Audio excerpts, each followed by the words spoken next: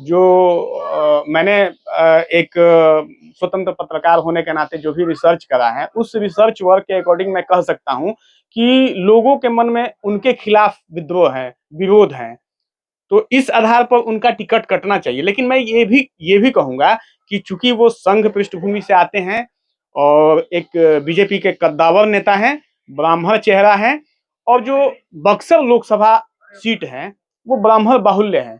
तो आप भारत में एक ब्राह्मण चेहरा है, तो इनका टिकट कटना थोड़ा मुश्किल है। लेकिन जहाँ तक जनता की बात करें तो इनका टिकट कटे ना कटे, जनता इनका टिकट काट देगी इस बार। काट दे। मूवी में जैसे होता है, आपने गंगाजल मूवी देखी होगी, अजय देवगन का उसमें जब ट्रांसफर होता है तो कई सारे मतलब हजारों लोग सड़क पर उतर आते हैं उनका ट्रांसफर रोकने के लिए। सेम वैसा ही उनके साथ हुआ था जब उनका गुवाहाटी से ट्रांसफर होने लगा। गुवाहाटी एसएसपी थे और जब उनका ट्रांसफर लखीमपुर में होने लगा, गुवाहाटी की सड़कों पर लोग उतर आए थे। तो ऐसे हैं आनंद मिश्रा जी। निर्दलीय खड़ा होकर के जीत जाए, मुश्किल है। अभी की जो स्थिति है, स्थिति परिस्थिति के अनुसार मैं बात कर रहा हूँ कि कोई जीत जाए। अगर यहाँ की मैं बात करूँ, मैं भी मौजूद हूँ बक्सर लोकसभा में और आज हमारे साथ एक ऐसे शख्स हैं जो यहीं के हैं और दैनिक भास्कर में ये लिखते हैं, शैलेश जी हैं। चलिए मैं इनसे सीधे जुड़ता हूँ और बक्सर लोकसभा के बारे में हम लोग चर्चा करेंगे, क्योंकि लोकसभा का चुनाव नजदीक है, सर पे है और इस बार ये खबरें आ रही है कि अश्वनी चौबे का टिकट कट सकता है। उसी पे हम लोग करेंगे और यहाँ पर जो बक्सर लोकसभा का गणित है, क्या गणित है? एक चीज बताइएगा, आप भी जानते हैं कि 2024 तो अब दूर नहीं है, नजदीक है। तरीके से तो लोग लगे ही हैं। 2024 का जो चुनाव होने वाला है उसमें ये कहा जा रहा है कि बक्सर लोकसभा से अश्वनी चौबे का बीजेपी टिकट काट सकती है। लोग कह रहे हैं, ये बीजेपी की तरफ से कोई अनाउंसमेंट नहीं किया गया है ऑफिशियली कि नहीं अश्वनी चौबे चुनाव नहीं लड़ेंगे, यहाँ से किसी और को चुनाव लड़ाया जाएगा। कोई ऐसा शख्स हम लोग ढूंढ रहे हैं या फिर यहीं से किसी व्यक्ति को ढूंढ रहे हैं जो बक्सरी लोकसभा को हो, वैसे व्यक्ति को ढूंढ रहे हैं। पहले शायद लाल मुनि चौबे यहीं के थे ना, बक्सरी लोकसभा से थे कि वो भी कहीं बाहर से थे?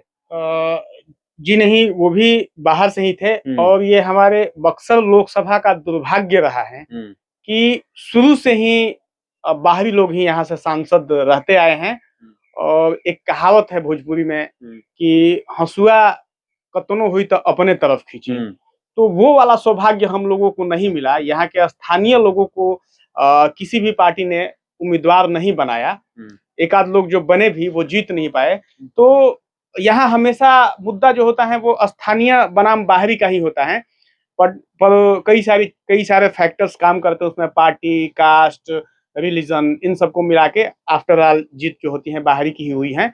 और इस दुर्भाग्य की वजह से ही बक्सर लोकसभा जो है आज भी विकास के लिए तरस रहा है, एक अदद विकास के लिए। मतलब कोई विकास नहीं किया है, अश्वनी चौबे को छोड़ दिया जाए, अभी 10 साल से हैं। मैं इनको अभी साइड करता हूँ, इन पे बाद में चर्चा हम लोग करेंगे। लाल मुनि चौबे थे, उससे पहले एक बार जगदानंद सिंह हुए हैं यहीं से। तो ये लोग काम नहीं किए हैं, चाहे इससे पहले और जो सांसद रहे हैं, क्या वो लोग काम नहीं किए हैं? देखिए, बक्सर जहां तक बक्सर लोकसभा की बात किया जाए तो लोकसभा सांसद के माध्यम से यहाँ विकास तो नहीं हुआ है। लेकिन बक्सर ही एक ऐसा लोकसभा है जिसने एक जो मतलब एक टैगलाइन लगा हुआ था कि राज्यसभा के सांसद मतलब जीरो, कुछ नहीं, उनके द्वारा विकास कार्य नहीं होता। लेकिन बक्सर एक ऐसा क्षेत्र है कि यहाँ के एक लोग वो राज्यसभा सांसद हुआ करते थे, नागेंद्र ओझा।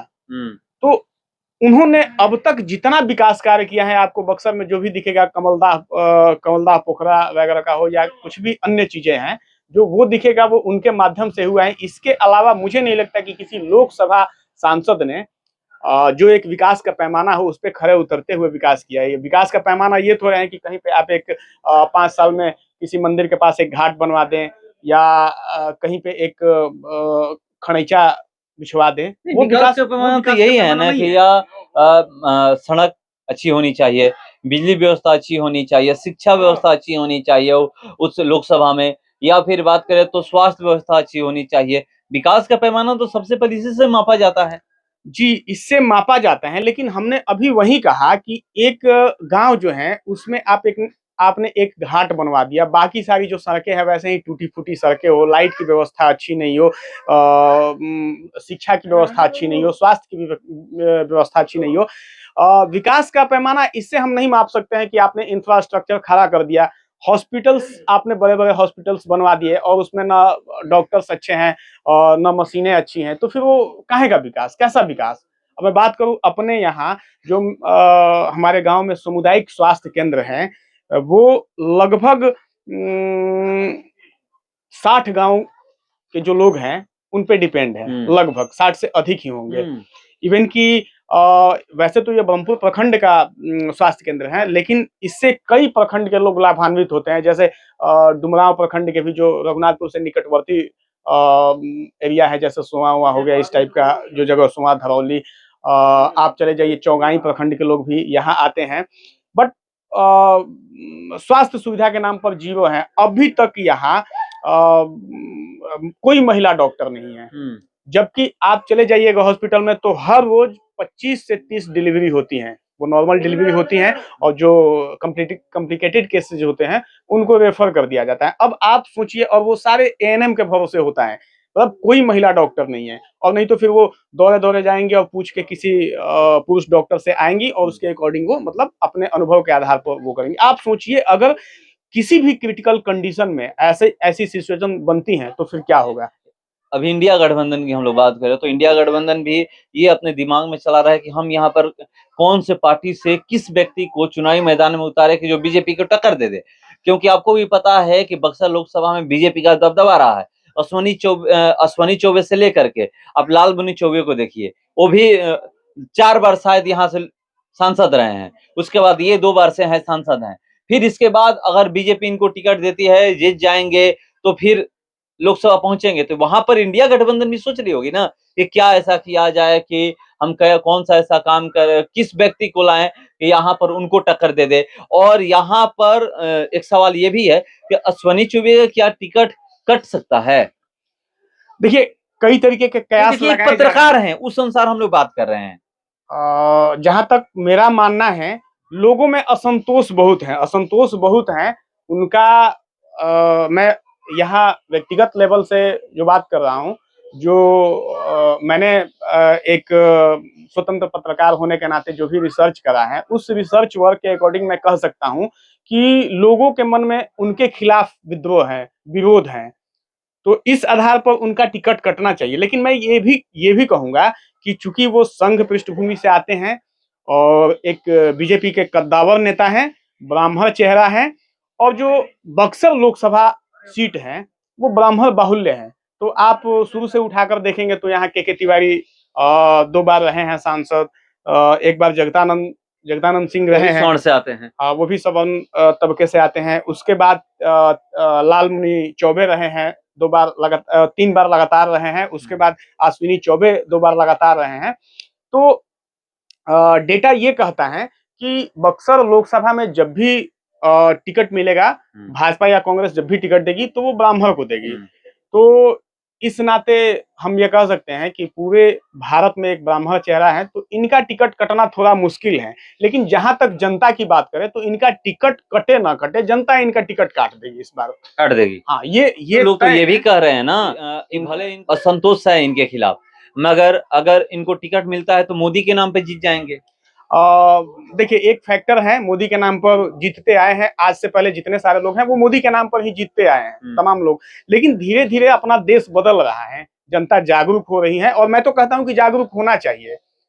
फॉर एग्जाम्पल आप देख लीजिए, हमारे बगल के लोकसभा क्षेत्र से हैं आरके सिंह, तो आरा का भोजपुर क्षेत्र का विकास होने का एकमात्र रीजन ये है कि आरके सिंह ब्यूरोक्रेट्स हैं, उनकी जो सोच है वो ब्यूरोक्रेसी के हिसाब से चलती है। वो आईएएस रहे हैं, तो उनको अनुभव भी है लोगों के साथ काम करने का, लोगों के साथ जुड़ने का, और लोगों के लिए काम करने का। लोगों के साथ जुड़ने का अनुभव तो नेताओं को भी होता है, लेकिन वो बाहरी होता है, हार्टली अटैचमेंट नहीं होता है। तो मैं ये कहता हूं कि अगर ऐसा कोई योग्य व्यक्ति मिलता है तो जनता को भी चाहिए, मैंने अभी पिछले वीडियो में भी आपसे कहा था कि अगर आप जिस दिन यहाँ के लोग, कहीं के भी लोग, किसी भी लोकसभा क्षेत्र के लोग जिस दिन अपने बच्चे का भविष्य देखने लग जाएंगे कि मेरे बेटे का फ्यूचर सही होना चाहिए। उस दिन वो भूल जाएंगे कि मैं ब्राह्मण हूँ, मैं राजपूत हूँ, मैं यादव हूँ, मैं तो यहाँ देखेंगे नहीं ना भैया, ये आप समझिए कैसे देखेंगे।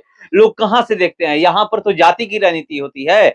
चाहे यही हम लोग जिस विधानसभा में खड़े हैं, इसी विधानसभा की आप बात कर लीजिए, या कोई भी बक्सर लोकसभा में 6 विधानसभा है, 6 विधानसभा में कौन से पार्टी के विधायक है, ये आपको पता है ना? हाँ बिल्कुल पता है। कौन कौन से पार्टी के हैं, ये थोड़ा बता दीजिए। बक्सर से कांग्रेस और राजद गठबंधन से माननीय मुन्ना तिवारी जी हैं, संजय तिवारी कांग्रेस के हैं, कांग्रेस के हैं। और डुमरांव से माले मतलब राजद समर्थित माले, तो डुमरांव से महागठबंधन के ही हैं, मगर माले से हैं अजीत कुशवाहा जी हैं। और ब्रह्मपुर से राजद के शंभुनाथ जी हैं, और राजपुर से कांग्रेस के विश्वनाथ राम जी हैं। तो ये सारे लोग, यहाँ पर तो बीजेपी के कोई नहीं है, उसके बावजूद भी कैसे बीजेपी के उम्मीदवार लोकसभा में जीत जाते हैं? मैंने अभी आपसे बताया ना कि ये चूंकि ब्राह्मण बाहुल्य क्षेत्र है, इसलिए पार्टी भी ऐसे ही लोगों को उम्मीदवार बनाती है, क्योंकि मतलब ये ऐसा देखने में आया है, ये बीजेपी के लिए सुरक्षित सीट है। कांग्रेस भी यहाँ से जितनी बार उम्मीदवार उतारी है, ब्राह्मण उम्मीदवार, वो सारे जीते हैं। के तिवारी यहाँ से कई बार सांसद रहे हैं, मंत्री भी रहे हैं। और ये दुर्भाग्य देखिए बक्सर का, कि बक्सर से जो भी सांसद जीतता है, मैक्सिमम टाइम ऐसा होता है कि वो सेंट्रल में मिनिस्टर होता है, मैक्सिमम टाइम। और उसके बावजूद देखिए बक्सर की स्थिति, विकास नहीं हो पाता है। वादे किए जाते हैं, या वादे सुनने की आदत है। वादे तो चुनाव में नेता वादे ही करते हैं। ओवरब्रिज बन जाएगा तो ये हो जाएगा, वो हो जाएगा, 1008 फीट की मूर्ति लग जाएगी, देखते जाइए। मैं कह रहा हूं कि यहाँ के लोगों को स्वास्थ्य सुविधा की जरूरत है, शिक्षा में सुधार की जरूरत है। और देखिए, मैं तो युवाओं से भी आह्वान करना चाहूंगा कि जैसे वो आईएएस बनते हैं, आईएएस आईपीएस बनते हैं, फॉर एग्जांपल डॉक्टर बनते हैं, तो आप डॉक्टर बन के स्वास्थ्य सुविधा में सुधार कर सकते हैं। ब्यूरोक्रेट्स बन के, जैसे आप एजुकेशनल ऑफिसर बन के एजुकेशन में सुधार कर सकते हैं।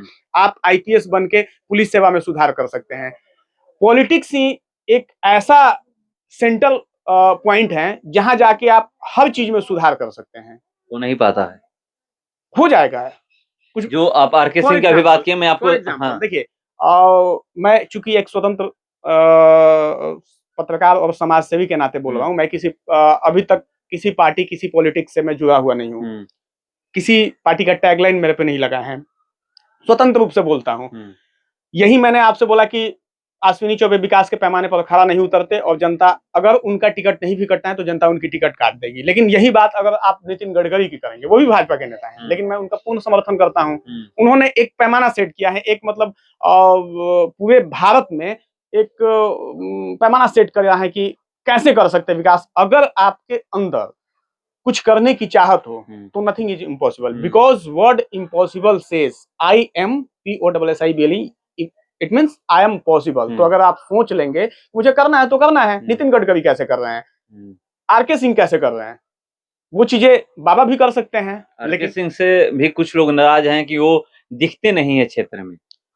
देखिए, मैं तो कहता हूं कि मेरा सांसद एक दिन भी यहाँ ना दिखे, वो जापान घूमता रहे, लेकिन यहाँ काम होता रहे। हमें काम से मतलब, उनके दिखने से क्या मतलब है? हमें उनका शकल थोड़े देखना है, हमें उनका शकल नहीं देखा, उनके साथ फोटो खिंचाने का शौक नहीं है। हम तो बस ऐसा चाहते हैं कि हमारा सांसद ऐसा हो जिन पर हम गर्व कर सके। अब आरा के लोग बोलते तो हैं कि हाँ, मतलब आरके सिंह हमारे सांसद हैं। एक सवाल ये भी है तो एक आईपीएस को यहाँ आना चाहिए। हालांकि ये थोड़ा सा पॉलिटिकल वक्तव्य हो जाएगा, लेकिन अभी मैंने देखा हमारे शाहबाद क्षेत्र के ही हैं एक आनंद मिश्रा, शायद आपने भी नाम सुना होगा। इंटरव्यू भी किया हूँ। शायद तो आपने इंटरव्यू सुना होगा, तो किया होगा, तो आपने देखा होगा कितने सुलझे विचारधारा के व्यक्तित्व हैं वो।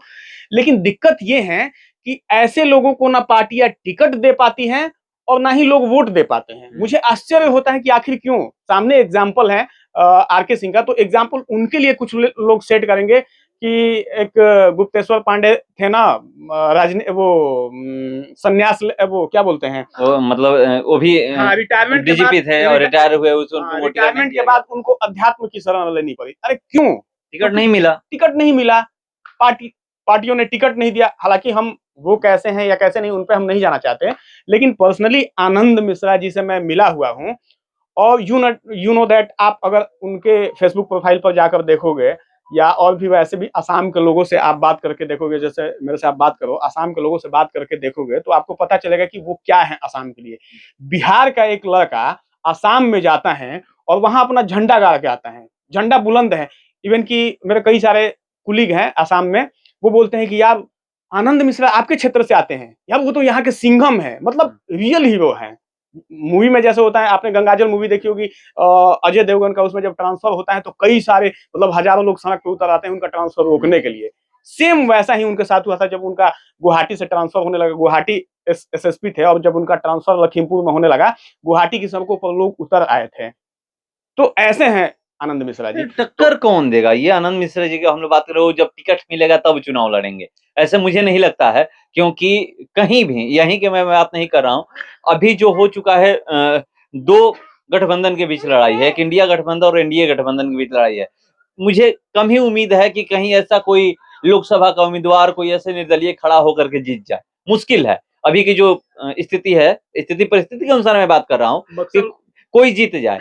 अगर यहाँ की मैं बात करूं बक्सर लोकसभा की, तो बक्सर लोकसभा में अश्वनी चौबे और बीजेपी को इंडिया गठबंधन से अगर कोई ऐसा कैंडिडेट मिलता है, वो कौन ऐसा कैंडिडेट होगा? क्या बक्सर लोकसभा में ही कोई है ऐसा कि जो उनको टक्कर दे पाए? देखिए, बक्सर लोकसभा में ऐसे कई लोग हैं जो उनको बहुत बेहतरीन टक्कर दे सकते हैं, लेकिन सबसे बड़ा प्रॉब्लम ये है कि इंडिया गठबंधन, जिस गठबंधन की आप बात कर रहे हैं, उसमें यूनिटी तो होनी चाहिए। यूनिटी नहीं है, मुझे तो अभी तक नजर नहीं आ रही है। मेरे कहने का मतलब ये है कि अभी तो आप आपस में ही लड़ रहे हैं, आपका तो उम्मीदवार ही डिसाइड नहीं है कि कौन होगा। लोग तो कह रहे हैं कि अभी हम लोग चुनाव लड़ेंगे, उसके बाद डिसाइड करेंगे। वो तो सांसद चुनते हैं ना, कि विधायक नेता चुनते हैं, उसी को हम लोग मान लेते हैं। ये तो वही बात हुई कि दूल्हे का पता नहीं और बारात लेकर हम निकल गए, तो ऐसे थोड़े होता है। आपको एक सशक्त उम्मीदवार देना होगा और फिर आपके पास मुद्दे भी होने चाहिए। मुद्दा विहीन राजनीति करिएगा तो फिर तो कोई मतलब ही नहीं, आपके पास मुद्दा होना चाहिए। तो अगर यहाँ पर इंडिया गठबंधन मजबूत उम्मीदवार नहीं देता है या फिर अपना एक चेहरा ये तय नहीं करता है कौन प्रधानमंत्री होगा, मतलब विपक्ष के तरफ से उम्मीदवार होगा, तब तक यहाँ बक्सर लोकसभा की हम लोग बात करें, बीजेपी जीती रहेगी। हाँ, बीजेपी जीतते आई है और जीतते रहेगी जब तक कि कोई सशक्त उम्मीदवार नहीं होगा और कोई वहां पर प्रधानमंत्री का चेहरा नहीं होगा। हाँ, दोनों, क्योंकि कई सारे फैक्टर काम करते हैं। क्योंकि मैं दावे के साथ कह सकता हूं कि अगर यहाँ अश्विनी चौबे आएंगे, उनके पास कोई मुद्दा नहीं है कि वो किस आधार पे वोट मांगेंगे। लेकिन एक दूसरा फैक्टर ये भी काम करता है कि लोग ये देख रहे हैं कि सेंटर में बैठे हैं मोदी जी, उनसे लोगों को उम्मीदें हैं, तो वो उनके नाम पर वोट देते हैं। तो जाहिर सी बात है कि ये फैक्टर जब तक चलेगा तब यही काम करेगा। ये फैक्टर देखिए कौन सा फैक्टर। एक चीज है, इस बार फैक्टर थोड़ा सा बदलने वाला है, क्योंकि बाबा के प्रति लोगों की बहुत नाराजगी है। बीजेपी चेंज ना कर दे, उनको कर देना चाहिए। मैं तो कहता हूं कि कर देना चाहिए। करने के बाद किसको टिकट देना चाहिए, यही बक्सर लोकसभा से या फिर किसी और बाहरी कोई नहीं की तरह? देखिए, बक्सर का तो दुर्भाग्य ही है, मैं आपसे पहले भी बोल चुका हूं, जनता ही नहीं जीत दिलाती है। मतलब यहाँ के लोगों को जनता ही नहीं, यहाँ स्थानीय को टिकट ही कहाँ मिल रहा है। मैं कह रहा हूँ कि बाहरी लोगों को थोप दिया जा रहा है। बीजेपी में लीडरों की संख्या कम तो है, यहाँ पर भी लोकल में भी स्थानीय अच्छे लोग हैं। बहुत सारे नाम अभी आ रहे हैं, कई सारे नाम हैं। अभी उसी दिन सम्राट चौधरी जा रहे थे तो मैं देख रहा था कि एक दो नाम नहीं है, न जाने कितने ऐसे नाम है कि उनके साथ साथ चल रहे थे, वो भी सारे के सारे लोग बक्सर के ही थे। बात बक्सर से होने की नहीं है, बात यह है उपाध्याय जी, मैं आपको बता देना चाहता हूं कि बक्सर से होने से नहीं मतलब है। जब तक आपके पीछे पिछलग्गू का टैग रहेगा तब तक आपको टिकट कैसे मिलेगा? आप अपने आप को रिप्रेजेंट करिए, आप सामने आइए ना। मतलब जो यहाँ के लोग हैं अपने आप को रिप्रेजेंट नहीं कर पाते हैं, इसलिए उनको टिकट नहीं मिलता। पीछे घूमने से थोड़े टिकट मिलेगा। आप अपने आप को सशक्त रूप से रिप्रेजेंट करिए, आप अपनी उपलब्धियां गिनाइए, लोगों के बीच में जाइए, लोगों के लिए कुछ करिए, फिर तो बात बनेगी। तो देखिए, हम लोग चर्चा कर रहे थे और मैं बता दूं कि बक्सर लोकसभा में 6 विधानसभा पड़ता है और 6 विधानसभा में अभी महागठबंधन के विधायक हैं। एक भी बीजेपी के वहां पर विधायक नहीं है, बक्सर पूरे लोकसभा की हम लोग बात करें। मगर उसके बावजूद भी यहाँ से बक्सर से बीजेपी लोकसभा में जीतती आ रही है और विधानसभा का जब चुनाव होता है तो उस समय महागठबंधन के उम्मीदवार यहाँ से जीतते आते हैं। चाहे किसी भी डोमरांव की बात करें, बक्सर की बात करें, ब्रह्मपुर की बात करें या फिर दिनारा भी है ना, दिनारा, ये सब मतलब 6 जो लोग यहाँ पर विधायक मिलेंगे, मगर सांसद होते हैं लोकसभा के। क्या देख करके यहाँ के लोग वोटिंग करते हैं, अब यहाँ के लोग ही बताएंगे। मैं प्रयास करूंगा हर जगह जाने का और लोगों से जानकारी लेने का कि आप लोग इस बार किसको लोकसभा, बक्सर लोकसभा से सांसद बना रहे हैं, क्योंकि यहाँ पर बीजेपी के सांसद हैं अश्वनी चौबे, अभी भी वर्तमान में 2014 से हैं, और इससे पहले भी लालमुनि चौबे थे, उसके बीच में कुछ जगनानंद सिंह थे। जगनानंद सिंह 2009 से शायद थे ना जी, उनसे लोगों को काफी उम्मीदें भी थी। उस समय उनका ऊर्जा मंत्री भी रहे थे बिहार सरकार में, तो उनको काफी उम्मीदें भी थी उनसे लोगों को। बट दुर्भाग्य ये रहा कि उनके टाइम में भी हमारे यहाँ बिजली की स्थिति वैसी ही रही। तो रियली इस मामले में बक्सर जितना ही मतलब पहले से समृद्ध रहा है, इसका एक अपना अलग इतिहास रहा है। ये वही बक्सर है जहाँ पे राजकुमार राम मर्यादा पुरुषोत्तम राम बने थे, क्योंकि बक्सर आने से पहले राम अयोध्या के राजकुमार थे। उनकी पहचान जो थी वो दशरथ के बेटे की थी।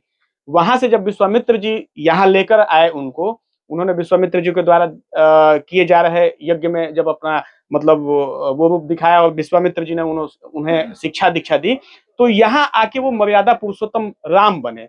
मतलब राजकुमार राम से मर्यादा पुरुषोत्तम राम बनने की कहानी जो है वो बक्सर में ही हुई।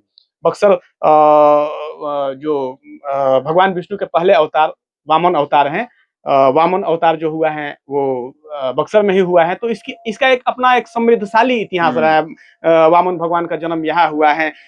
दूसरे वो भगवान के एक और अवतार जो राम जी हैं वहाँ धार्मिक भूमि रही है, धार्मिक भूमि रही है और ऊर्जावान भूमि रही है। ऊर्जावान भूमि रही, इसका एक समृद्ध इतिहास रहा है। यहाँ राक्षसों का नाश हुआ है।